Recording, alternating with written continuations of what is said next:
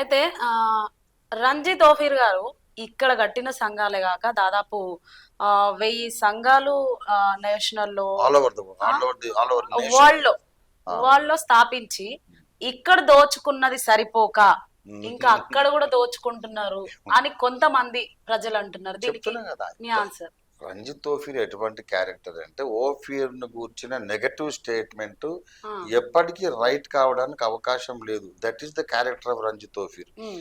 వాళ్ళు దోచుకున్నారు అనేస్తే అనొచ్చు.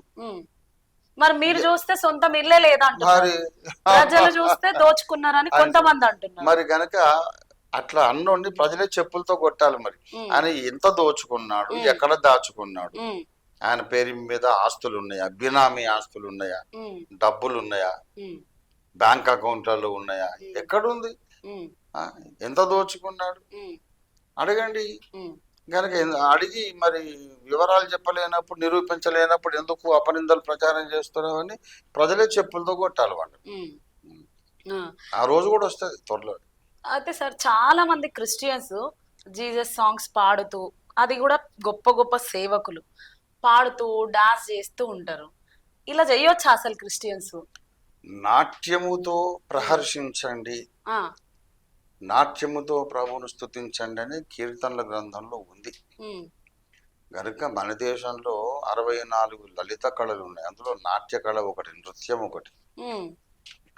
అన్ని కళలతో ఇప్పుడు చిత్రలేఖనము, పాక శాస్త్ర, వంట చేయడము, శిల్పకళ, ఇలాగ ఎన్ని కళలు ఉన్నా కూడా అందులో ఒక కళ ఉంది, చోర కళ ఉంది, హస్తలాఘవం.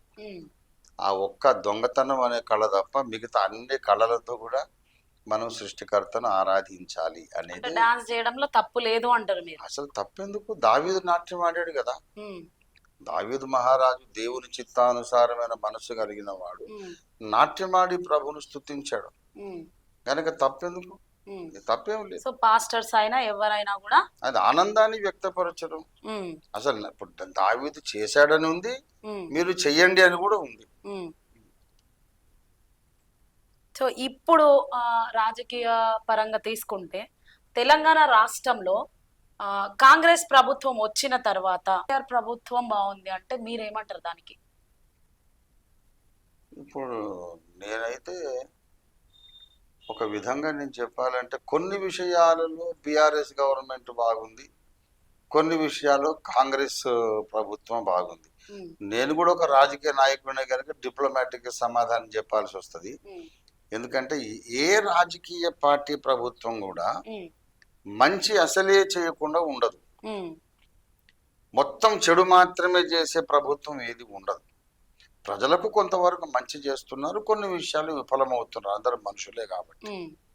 ఇప్పుడు ఫర్ ఎగ్జాంపుల్, ఇప్పుడు రేవంత్ రెడ్డి గారు ఇప్పుడు హైడ్రా అనే సంస్థను స్థాపించి చాలా ఇళ్ళు కూలగొట్టారు.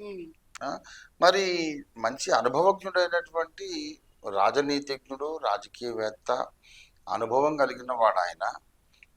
ఎందుకు ఇలాంటి చర్య తీసుకున్నాడో అర్థం కాలేదు. ఇప్పుడు అక్రమ కట్టడాలు అని ఏవైతే కూల్చేస్తున్నారో, అపార్ట్మెంట్లు కానీ ఇండ్లు కానీ, ఆ కట్టడాలకు మరి ప్రభుత్వం పర్మిట్ ఇచ్చింది.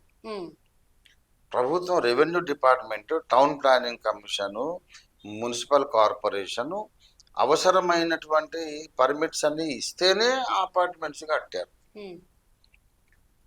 మరి ఇచ్చిన వాటిని వీళ్ళ కూలగొడుతుంటే పేదవాళ్ళు నష్టపోతున్నారు కదా. ఇది ఒక బ్లండర్, ఆయన చేసిన చాలా పెద్ద పొరపాటు. ఇది అక్రమ కట్టడము అని నువ్వు అనుకుంటే కనుక డైరెక్ట్ గా కూలగొట్టకుండా ఈ అక్రమాన్ని పర్మిట్ చేసిన అధికారులు ఎవరని వాళ్ళ మీద కేసు పెట్టి వాళ్ళ నుంచి డబ్బులన్నీ కూడా పోగు చేసుకొని, ఆ పోగు చేసిన డబ్బులు వీళ్ళకి ఇచ్చి నష్టపరిహారంగా మీరు ఇంకో చోట కొనుక్కోండి అని ల్యాండ్ అలాట్ చేసి అప్పుడు కూలగొట్టాలి. ముందు వెనక చూడకుండా డైరెక్ట్ పోయి కూలగొడుతున్న, నోటీసులు కూడా ఏమి లేకుండా మరి అనేక మంది కుటుంబాలు రోడ్డు పాలైపోయినాయి, మధ్య తరగతి కుటుంబం. దీని ద్వారా, హైడ్రా ద్వారా ఉన్న ప్రజల కంటే పేద ప్రజలే చాలా నష్టపోయారు. పేద middle class, lower middle class, upper middle క్లాసే ఎక్కువ నష్టపోయినారు. ఇప్పుడు నాగార్జున గారి ఫంక్షన్ హాల్ కూలగొట్ట, కోటీశ్వరుడు. అది కూలిపోయినా సరే ఆయన అడుక్కొని తినడు, ఆయన కోటీశ్వరుడు, సర్వైవల్ ప్రాబ్లం లేదు. నష్టమే, ఒక 100 కోట్లు నష్టపోయాడు. మరి ఇదంతా నేను మూసి సుందరీకరణ గురించే చేస్తున్నా అని రేవంత్ రెడ్డి అంటున్నారు. చేయొచ్చు. దానికి పద్ధతి నేను చెప్తున్నాను. నగరం యొక్క పర్యావరణ పరిరక్షణ, చెరువులు నాలాలు పరిరక్షించుకోవాలి. అవి లేనందుచేత నీటికి అవుట్లెట్ లేకుండా, ప్రవహించే ప్లేస్ లేకుండా అవన్నీ రోడ్ల మీదకి వచ్చేసి ఇండ్లు మునిగిపోతున్నాయి, కార్లు కొట్టుకుపోతున్నాయి. ఇదంతా కరెక్టే, రేవంత్ రెడ్డి గారి వాదన కరెక్టే. అయితే డైరెక్ట్ గా కూలగొట్టడం కాదు, అసలు ఈ అక్రమ కట్టడాన్ని పర్మిట్ చేసిన అధికారులు ఎవరు, వాళ్ళను ముందు జైలుకు పంపండి, వాళ్ళ దగ్గర డబ్బులు రికవర్ చేయండి, వాళ్ళ దగ్గర వాళ్ళని శిక్షించండి. తర్వాత ఇది మాదో ఇంకొకరితో, మొత్తం మీద ప్రభుత్వమే కదా ఇచ్చింది, ఇది ప్రభుత్వం చేసిన పొరపాటు. ఇది ఇల్లీగల్ కన్స్ట్రక్షన్స్ కట్టుకున్నోడు పొరపాటే కాదు, అది గవర్నమెంట్ యొక్క మిస్టేక్. అది ఎందుకు పర్మిట్ చేశారు, అప్పుడు పర్మిషన్ ఇవ్వద్దు కదా. గనక ప్రభుత్వం చేసిన పొరపాటు, కనుక మిమ్మల్ని రోడ్డున పడేయం, మీకు ప్రత్యామ్నాయంగా ఇంకో చోట హౌస్ అలాట్ చేస్తాము, ఇంత ల్యాండ్ ఇస్తాము, నష్టపరిహారం. తర్వాత దీన్ని కూలగొట్టి చెరువులు నాలాలన్నీ కూడా మేము వాటికి మార్గం సరళం చేస్తాం అనేది ఒక ఆలోచన పూర్వకంగా ఆయన తీసుకోవాల్సి ఉండేది. ఆయన ముందు వెనుక చూడకుండా దుందుడుకు చర్యగా చేసేసాడు. సో దీని ద్వారా అయితే పేద ప్రజలు నష్టపోతున్నారు, వేల మంది నష్టపోతున్నారు, భయభ్రాంతులతో బ్రతుకుతున్నారు. నిన్న మొన్న కూడా న్యూస్ వచ్చింది, హైడ్రాన్ అయితే మేము వెనక్కి తీయలేము, కేపాల్ గారు కోర్టు కేసు వేశారు. వేస్తే నోను హైడ్రాన్ ఆపలేము అని చెప్పి రిప్లై ఇచ్చిందని సోషల్ మీడియాలో చూశాను. దీనివల్ల అయితే వచ్చే ఎన్నికల్లో కాంగ్రెస్ కు తప్పకుండా దెబ్బ అవుతుంది. కాంగ్రెస్ పార్టీ అధిష్టానం జోక్యం చేసుకొని ఈ హైడ్రా వలన నష్టపోయిన కుటుంబాలకు పార్టీ పక్షంగా కానీ ప్రభుత్వ పక్షంగా కానీ నష్టపరిహారం మేము చేస్తాము అనే ఒక చర్య వాళ్ళు తీసుకోకపోతే ఇంకా వచ్చే ఎన్నికల్లో మళ్ళీ బీఆర్ఎస్ వచ్చే అవకాశం ఉంది.